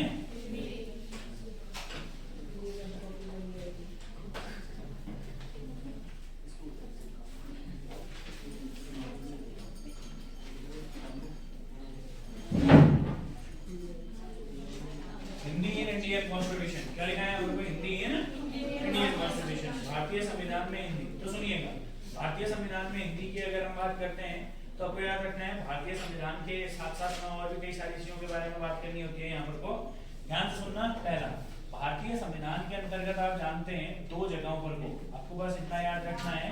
एक, भारत के संविधान के अंतर्गत अनुसूची, भारत के संविधान के अंतर्गत अनुसूची कौन सी?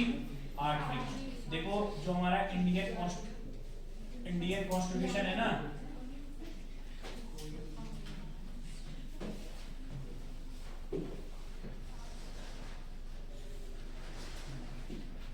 जो हमारा इंडियन कॉन्स्टिट्यूशन है, जो हमारा भारतीय संविधान है, भारतीय संविधान एक किताब है। और भारतीय संविधान के अंतर्गत देयर आर 12 शेड्यूल्स। कितने शेड्यूल्स हैं टोटल? 12। और भारतीय संविधान के अंतर्गत 25 भाग हैं। कितने भाग हैं? 25। तो जो 8 अनुसूचियां हैं, मतलब 12 अनुसूचियां हैं, उसमें से 8वीं अनुसूची में 22 ऑफिशियल लैंग्वेजेस दी गई है। 22 क्या दी गई हैं?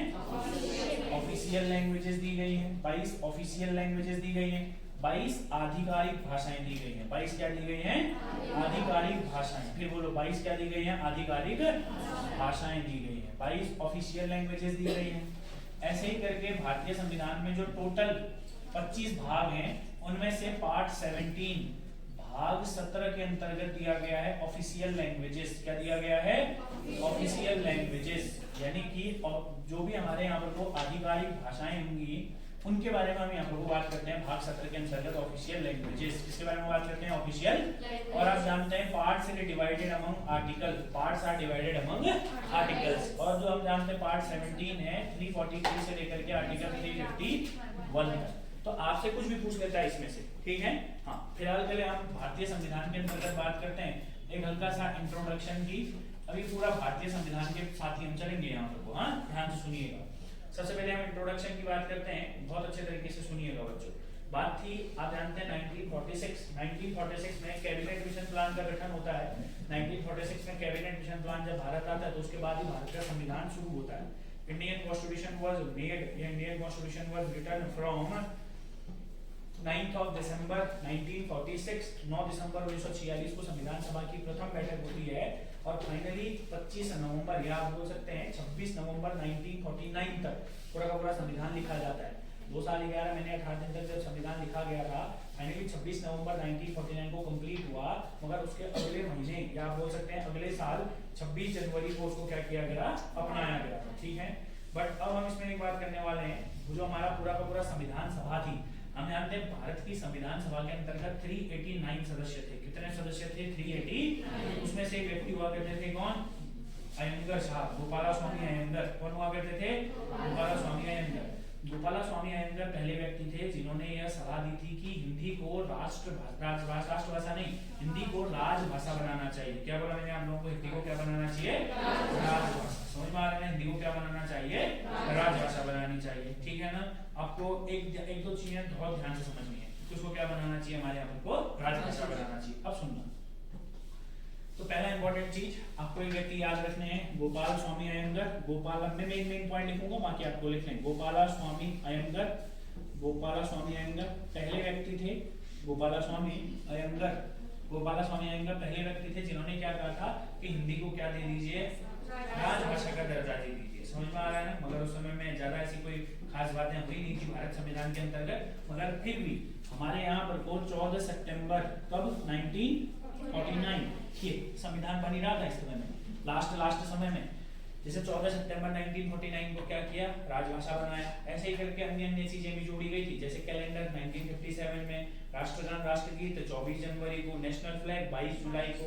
ठीक है बच्चों? हाँ, तो 14 सितंबर 1949 को हिंदी संविधान सभा के द्वारा हिंदी को राजभाषा घोषित किया गया। राष्ट्रभाषा नहीं है हिंदी, हाँ, हिंदी को क्या घोषित किया गया, राजभाषा। और आपको याद रखना है, इसीलिए 14 सितंबर को हम क्या मनाते हैं, नेशनल हिंदी डे। क्या मनाते हैं, नेशनल हिंदी डे, राष्ट्रीय हिंदी दिवस मनाते हैं। कौन सा दिवस मनाते हैं, राष्ट्रीय हिंदी दिवस। मगर एक और क्वेश्चन आएगा यहाँ से, आपसे अगर पूछेगा कि भाई बताइए राष्ट्रीय हिंदी दिवस पहली बार कब मनाया गया, फर्स्ट तो 1953। ये दो अलग अलग क्वेश्चन हैं। राजभाषा तो जो घोषित कर दिया था वो कब घोषित कर दिया था सर, हाँ बताइए कब घोषित कर दिया गया था, 1949। मगर पहली बार हिंदी दिवस कब मनाया, 1953। हाँ, राज्य मतलब स्टेट की लैंग्वेज। देखो तीन चीजें हैं, राष्ट्र, राज्य और राज। चलो इधर देखो, सबसे ऊपर होती है राष्ट्रभाषा। राष्ट्र मतलब पूरे देश की एक ही भाषा होती है, राष्ट्रभाषा मतलब पूरे देश की एक ही भाषा होती है। क्या हम इसको कह सकते हैं, हमारे यहाँ तो संभव ही नहीं है ना, बहुत प्रकार की भाषाएं बोली जाती है, तो राष्ट्रभाषा नहीं है। राजभाषा का मतलब होता है कामकाज की भाषा। कैसी भाषा, कामकाज की भाषा। और राज्य भाषा में तो मतलब क्या हो गया, स्टेट की लैंग्वेज, स्टेट की लैंग्वेज है ना। ये और ये समझ गए हैं आप, ठीक है। चलो अगला नेशनल हिंदी डे हो गया। इसी के सपोर्ट से याद रखोगे इंटरनेशनल हिंदी डे। कौन सा याद रखोगे, इंटरनेशनल हिंदी डे। कौन मनाता होगा इंटरनेशनल हिंदी डे, कौन मनाता होगा, विश्व कल बना है कोई, एक आदमी है कोई, हमने मना अंतरराष्ट्रीय हिंदी दिवस कौन मनाता होगा, हाँ यूएनओ मनाएगा भाई। अरे गधो, मैंने तुमसे कहा यूएनओ को, यू कौन, अरे तुम इधर देखो भाई, इंटरनेशनल हिंदी डे होता है 10 जनवरी को। कब होता है, और ये हुआ 1975 से शुरू। कब से हुआ, 1975। ये 10 जनवरी को इसलिए मनाया जाता है क्योंकि 10 जनवरी को ही सबसे पहली बार वर्ल्ड हिंदी कॉन्फ्रेंस हुई। वर्ल्ड हिंदी कॉन्फ्रेंस, WHC मतलब वर्ल्ड हिंदी कॉन्फ्रेंस, विश्व हिंदी सम्मेलन। बोलो क्या हुआ, विश्व हिंदी। अच्छा, आपके ना पेपर में एक और बढ़िया सा क्वेश्चन आता है, मेरी बात को बहुत ध्यान से सुनना, ठीक है। हिंदी तो भाषा ठीक ही है, राजभाषा राष्ट्रभाषा ठीक है। हमारे देश में संविधान के अंतर्गत एक और चीज है जिसे हम बोलते हैं क्लासिकल लैंग्वेज। कौन सी लैंग्वेज बोलते हैं, क्लासिकल लैंग्वेज, शास्त्रीय भाषाएं। कितनी शास्त्रीय भाषाएं हैं, 6। सबसे आपसे पूछेगा पेपर में, पहली भाषा जिसको शास्त्रीय भाषा का दर्जा दिया गया था कौन सी थी, तमिल। कौन सी थी, तमिल। अब ध्यान से सुनो, शास्त्रीय भाषाएं 2004 से लेकर के 14 तक, ध्यान से सुनना, ये जीएस में भी आता है, ठीक है ना। हिंदी के अंतर्गत नहीं आएगा क्योंकि हिंदी का भाग नहीं होता है। शास्त्रीय भाषाएं, चल तो आज एक पहली बार, कई दिनों बाद आप लोगों को एक होमवर्क दे रहा हूँ, शास्त्रीय भाषाएं होती क्या है ये बस एक बार ढूंढ लेना, अपने हिसाब से ढूंढ लेना, पॉइंट पढ़ोगे तो समझोगे भी। फिर भी what are classical languages, search it out. Clear हो गया ना, क्लासिकल लैंग्वेज आखिर होती क्या है, आपको ढूंढना है कि शास्त्रीय भाषाएं किसे कहते हैं, ठीक है ना। शास्त्रीय भाषाओं में जो पहली शास्त्र भाषा हुआ करती थी 2004 में, कौन से ईयर में, 2004 में जो पहली शास्त्रीय भाषा बनाई थी वो बनाई थी तमिल को। किसको बनाया गया था, तमिल को। बस याद रखना है, 4 में किसको बनाया गया था, तमिल को बनाया गया था। फिर संस्कृत को बनाया गया था 5 में, S और 5 ऐसे याद रखोगे। देखो इधर T4, क्या बोला मैंने आपको, T4 तमिल मतलब 2004, तमिल मतलब 2004, S5, S वैसे भी S और 5 एक ही जैसा दिखता है ना, तो T4 या 4T जो आप बोलना चाहें, ठीक है ना, T4 या 4T। संस्कृत को कब बनाया, 2005। कन्नड़ को बनाया 2008। K8 जो याद रखना चाहो तुम्हारी इच्छा। कन्नड़ को कब बनाया, 2008। फिर से T8, दूसरा एक और T आ जाएगा, T4। T मतलब कौन सी हो गई हमारे पास, तेलुगु और तमिल अलग अलग है, कंफ्यूजन नहीं करना है हमारे पास। M13 बंदूक को जो पता है ना, पबजी के नाम पता होगा, M13 सुना है, हाँ M13 मतलब, हाँ M416 M13 हो गया भाई। M13 याद रखोगे, M से कौन सी हो गई, मलयालम। कौन सी हो गई, मलयालम। O14, फिर बोलो O14, याद रहेगा।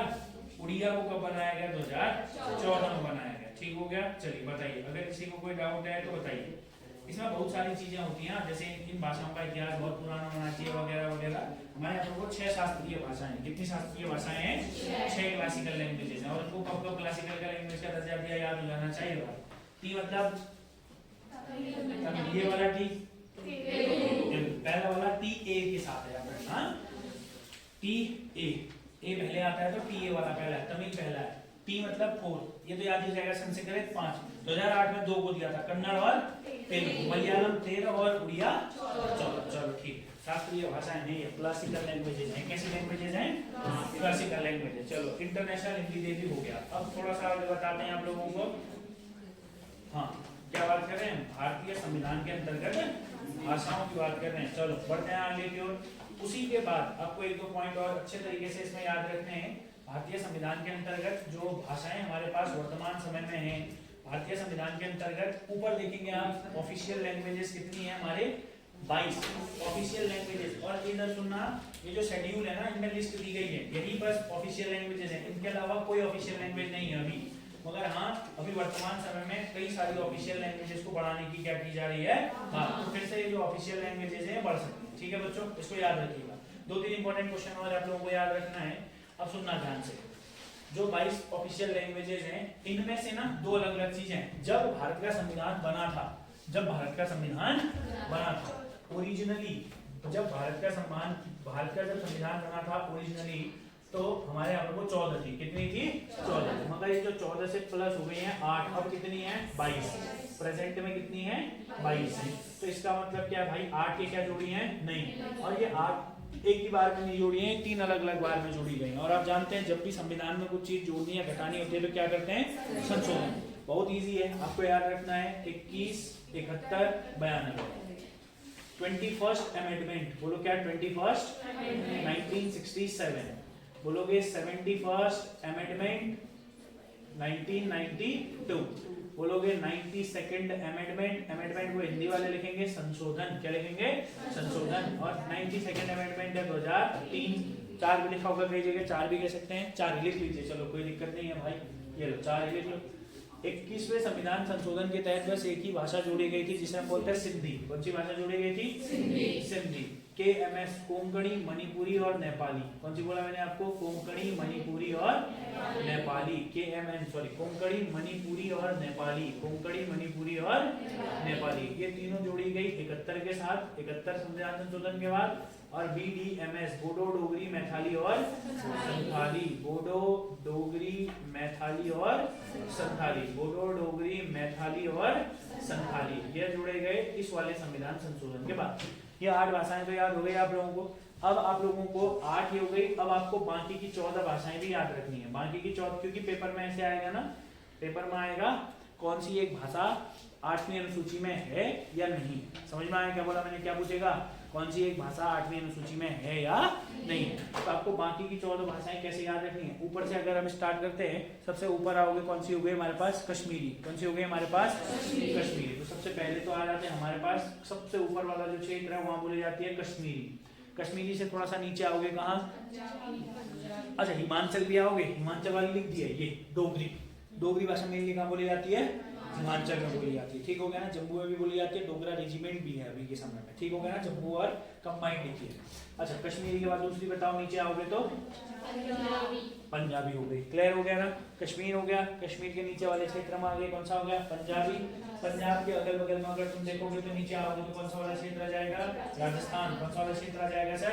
राजस्थान। क्या राजस्थान के अंतर्गत भाषा बोली जाती है? राजस्थानी। हमारे यहाँ पर को जो राजस्थानी भाषा है, क्या भारतीय संविधान की 8वीं अनुसूची के अंतर्गत राजस्थानी है? तो आप लोग बोलेंगे सर यह भाषा तो नहीं है। राजस्थानी भाषा को आधिकारिक भाषा का दर्जा नहीं दिया गया बच्चों, याद रखना है। इसीलिए तो थोड़ा सा कंफ्यूजन हो जाते भाई। उसके बाद कश्मीरी के बाद डायरेक्ट आप लोगों को मैंने पहले लिखा दिया, कौन सी हो गई? पंजाबी। उसके बाद आप जैसे मैं बता रहा हूँ वैसे याद रखना, ठीक है? ऊपर से नीचे आते समय या ये दोनों तो याद रख ही सकते हो। भारत के अंतर्गत सर्वाधिक बोली जाने वाली भाषा कौन सी है? वैसे भी भारत के अंतर्गत तो हिंदी बोलेंगे ना, पहले तो हिंदी होगी, दूसरे नंबर पर होगी बंगाली। तो एक गधो। भारत के अंतर्गत दूसरी सबसे कौन सी है ज्यादा? भारत के अंतर्गत पहली बताओ यार, हिंदी के बाद अब 2 भाषाएं और याद रखना है यहाँ पर, कौन कौन सी? संस्कृत और उर्दू। संस्कृत और ये इसमें फंसाता एग्जामिनर, कौन सी एक है या कौन सी एक नहीं है बोलेगा और तुमको फंसा देगा उर्दू के अंतर्गत। समझ में आ रहा है ना? उर्दू पहला ऑप्शन देगा तुम लोगों को और थोड़ा सा खतरनाक से ऑप्शन देगा, उर्दू के साथ राजस्थानी देगा, लगेगा ना उर्दू का केवल भारतीय संविधान के अंतर्गत राजस्थानी हो गए। समझ आ रहा है मैं क्या कह रहा हूँ? तो इस तरीके के क्वेश्चन आते हैं तो यहाँ पर थोड़ा सा दिक्कत हो जाती है। 14 भाषाओं में से 4 और 2 कितनी भाषाएं लिखी आप लोगों ने? 6। अब थोड़ा सा साउथ इंडिया के अंतर्गत आते हैं। साउथ इंडिया के अंतर्गत 5 भाषाएं तो वैसे ही याद रख लो। साउथ इंडिया के अंतर्गत 5 भाषाएं कौन कौन सी याद रखना है? तमिल, तेलुगु, कन्नड़, मलयालम और उड़िया। कौन कौन सी याद रखनी है बताओ? तमिल, तेलुगु, मलयालम, मलयालम हो गई, कन्नड़ हो गई और उड़िया हो गई। कौन सी हो गई? उड़िया हो गई। कितनी भाषाएं हो गई? 6 और 5 कितनी? 11। थोड़ा सा सेंट्रल इंडिया में आओ, गुजराती और मराठी। कौन सी हो गई? गुजराती और मराठी। गुजराती और मराठी। कौन सी छूट गई? आसामी छूट गई। आसामिया भाषा, ये भी साउथ ईस्ट के साथ उड़ीसा के बगल में लिख सकते हो, ठीक है? आसामिया या आसाम। चलो भाई, ये थी आप लोगों की भाषा। आप लोगों को समझ में आया? अब हमारे पास सुनिएगा ध्यान से, हिंदी के अंतर्गत पहले चैप्टर में क्या क्या बच जाता है पढ़ने के लिए, इसको ध्यान से सुनिएगा। एक तो हम भाग सत्र का अध्ययन करेंगे पहले।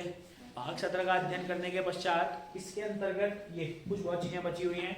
फिर जब आप भाग सत्र पढ़ेंगे तो आप 344 अनुच्छेद पढ़ेंगे और 344 अनुच्छेद में कई सारी चीजें दी गई हैं। कौन से अनुच्छेद में? 344 में। फिर हम उन आयोग के बारे में बात करेंगे। फिर हमारे पास एक और टॉपिक होता है भारतीय, जो हमारे पास हिंदी है, हिंदी का इतिहास। ठीक हो गया ना? हिंदी के बारे में थोड़ा सा बात करेंगे। जितनी भी हिंदी के डेवलपमेंट के लिए क्या बनाए गए हैं, हमारी संस्थाएं बनाई गई है। हिंदी के डेवलपमेंट के लिए क्या बनाई गई हैं? संस्थाएं बनाई गई हैं। उन संस्थाओं की हम बात करेंगे, ठीक है भाई? और विश्व हिंदी सम्मेलन, 2-3 इंपॉर्टेंट टॉपिक हैं, कल इसको निपटाएंगे, ठीक है भाई? चलो फिलहाल के लिए इसको इतना ही रखें।